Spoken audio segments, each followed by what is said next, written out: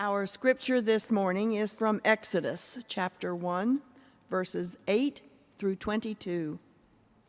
Now a new king rose over Egypt who did not know Joseph.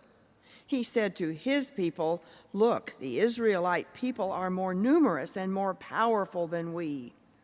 Come, let us deal shrewdly with them, or they will increase, and in the event of war, join our enemies and fight against us, and escape from the land."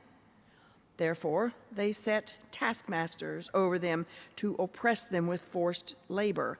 They built supply cities, Pithom and Ramesses, for Pharaoh. But the more they were oppressed, the more they multiplied and spread, so that the Egyptians came to dread the Israelites. The Egyptians became ruthless in imposing tasks on the Israelites and made their lives bitter with hard service in mortar and brick and in every kind of field labor. They were ruthless in all the tasks that they imposed on them.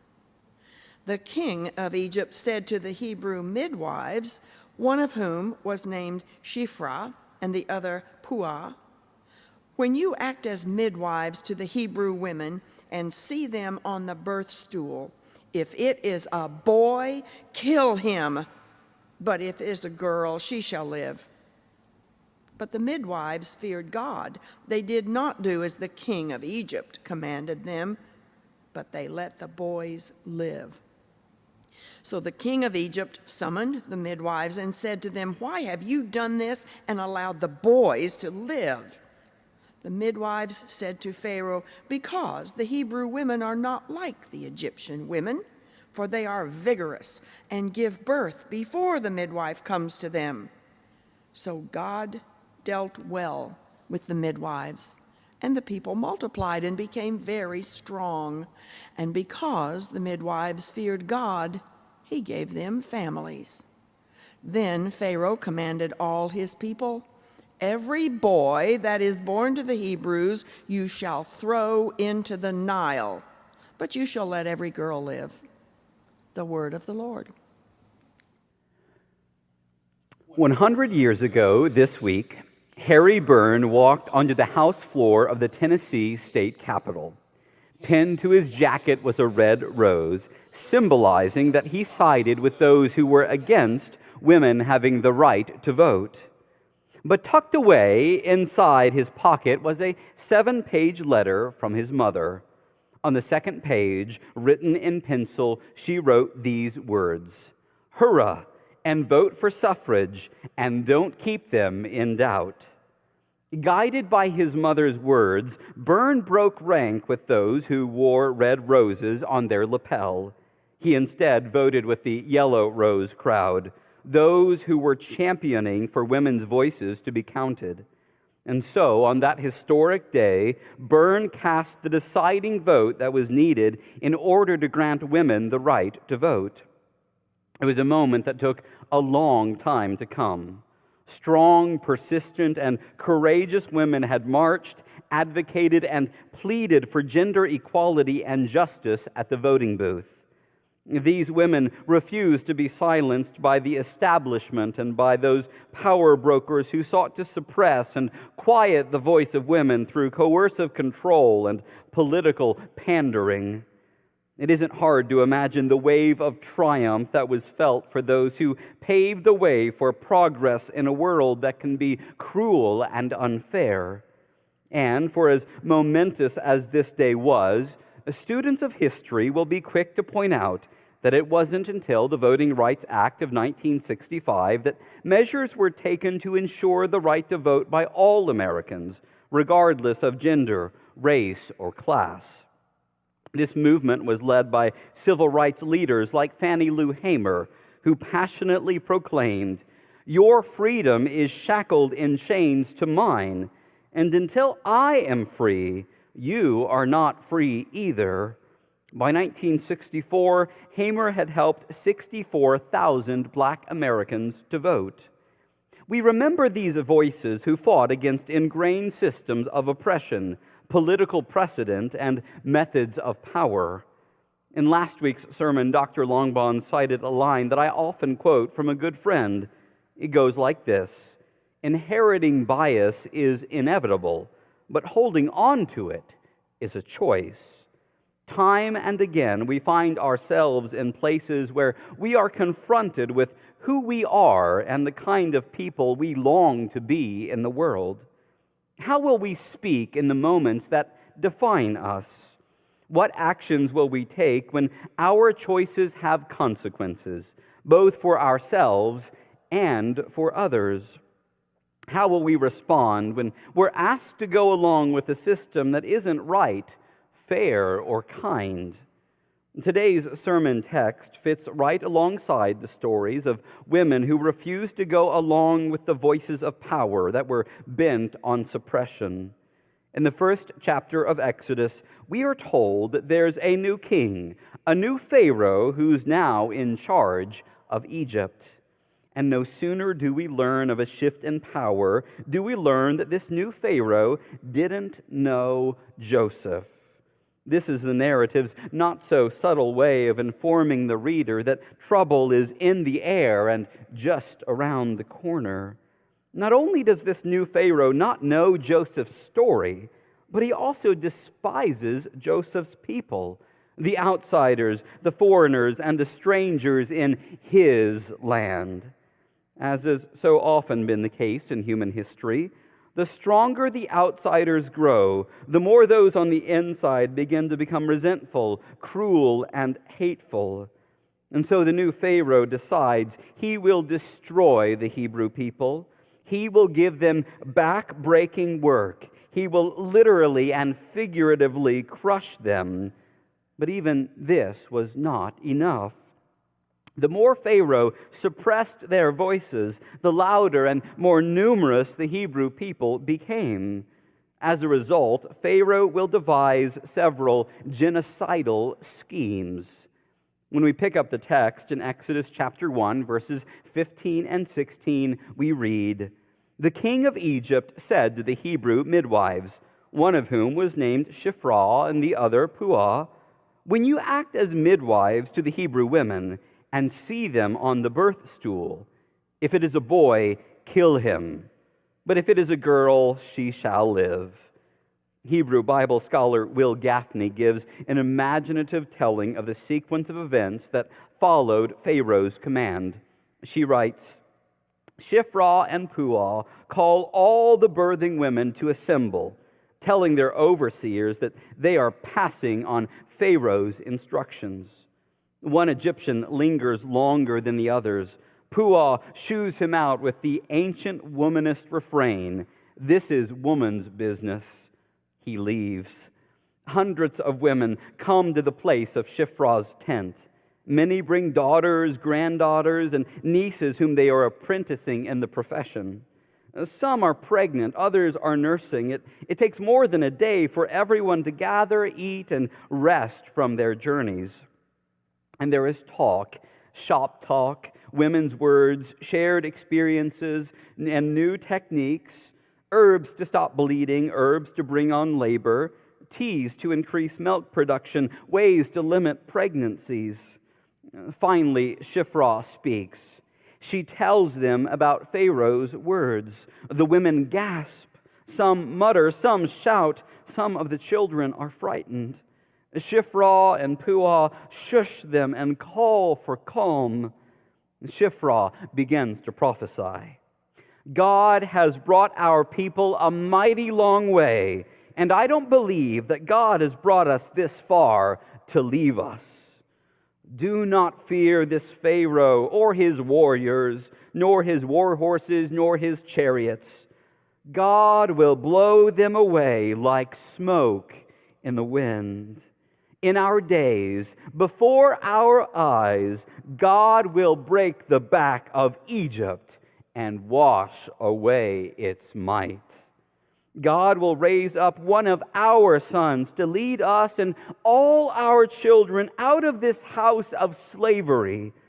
Our hands and our wombs do God's work. We will deliver the deliverer. We will keep him safe until the day that God calls him to lead us to freedom. We shall receive our freedom, dancing to woman's song if we trust in the mighty power of Shaddai, who drew us from her holy room, whose spirit covers the earth. Shiphrah takes her seat. Puah speaks. Trust in God whose name is holy. This is what we shall do. Deliver the babies. Hide as many of the boys as you can. Raise others as girls. Do not worry about the Egyptians. They will not come house to check on women. They cannot imagine that we would defy the Pharaoh, whom they revere as a living God. The women leave the convocation of birthing women.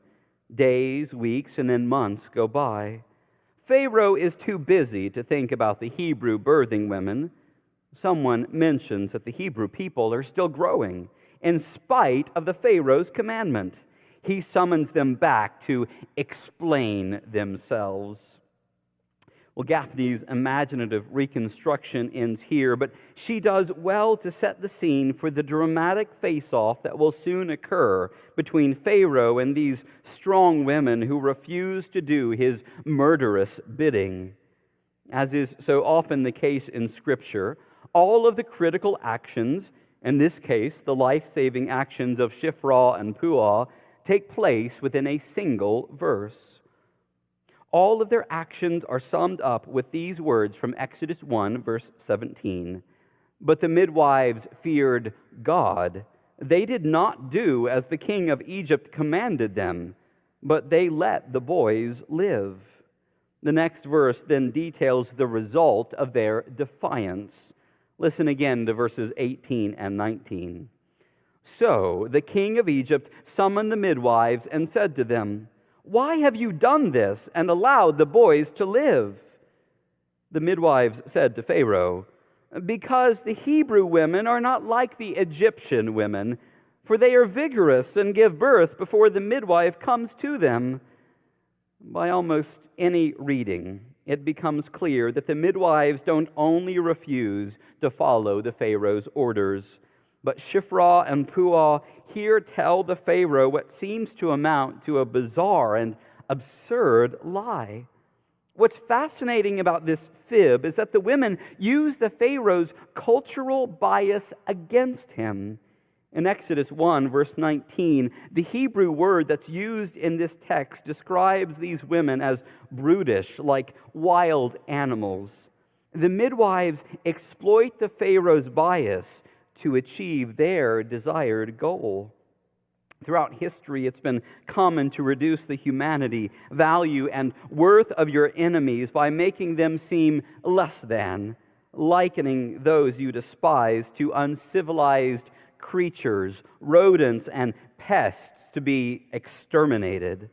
Whether in the anti-Jewish propaganda of Nazi Germany, in American history, and in nearly every structure of slavery that the world has known, depictions have been used to make the despised seem coarse, crude, or savage. The great danger is that the more you imagine a person or a people to be less than, the more you start to believe terrible, wrong-headed things to be right.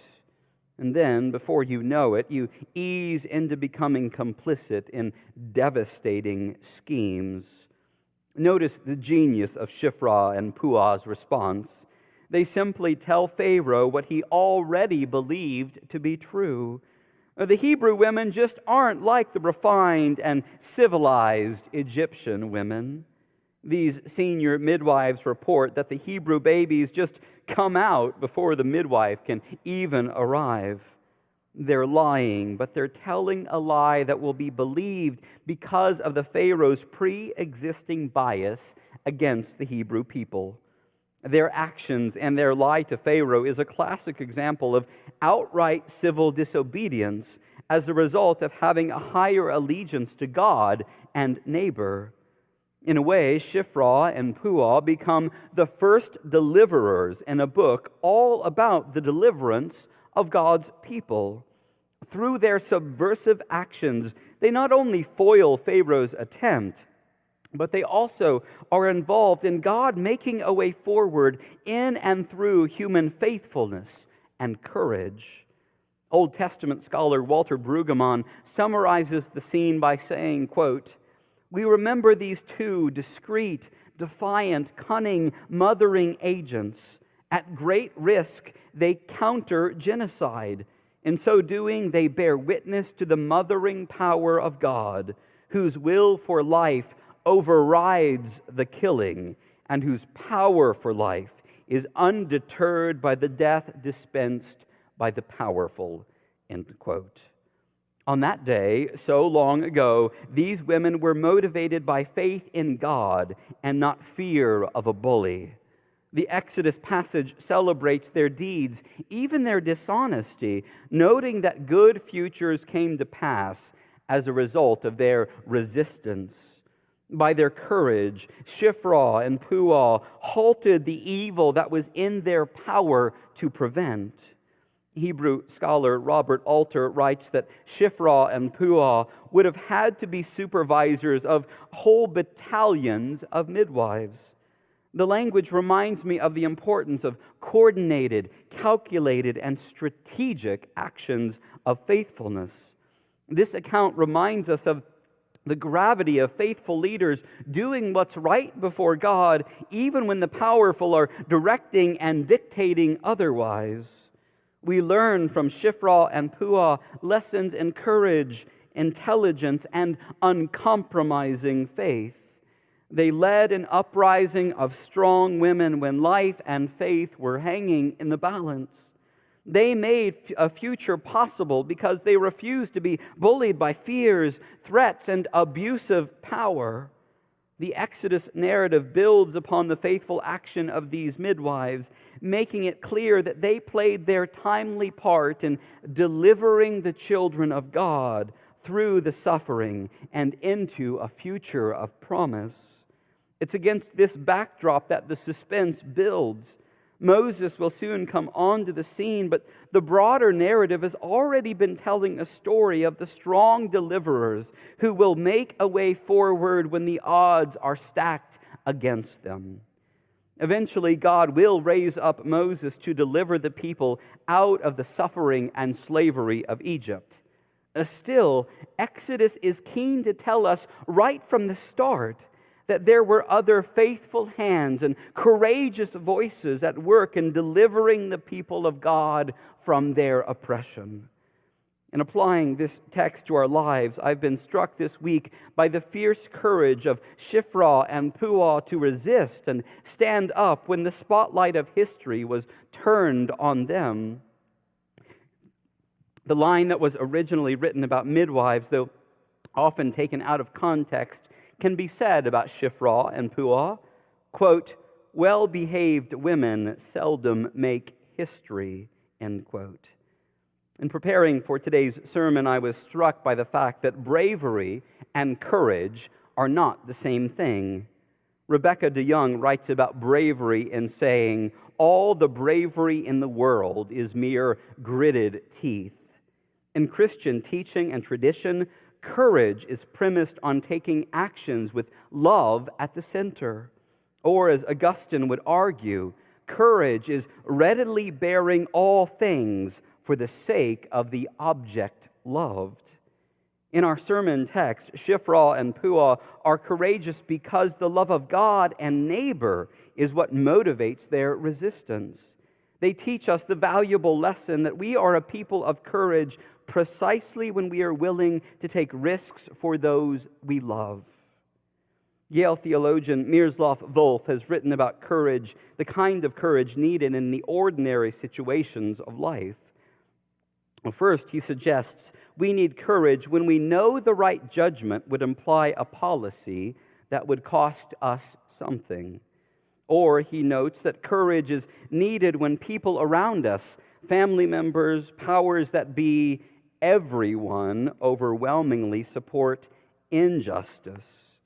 Wolf gives an example, citing those who were a part of segregationist families and churches in the 1950s, who were under immense power not to betray the community by insisting that segregation was wrong. Then and now it takes courage to stand up for what is right but unpopular. And lastly, Wolf suggests we need courage when our communities are hardly even considering important convictions that ought to be guiding them. What Wolf understands is that courage changes everything because courage compels us forward in actions that are rooted in the love and justice of God. My final charge to you this morning is simple, even though it is full of potential.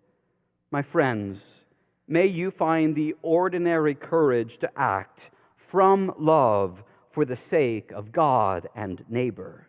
May you tuck this lesson away in your pocket for when you have the chance to make a difference. And when your moment comes, in the words of Mrs. Byrne, hurrah, and don't keep them in doubt.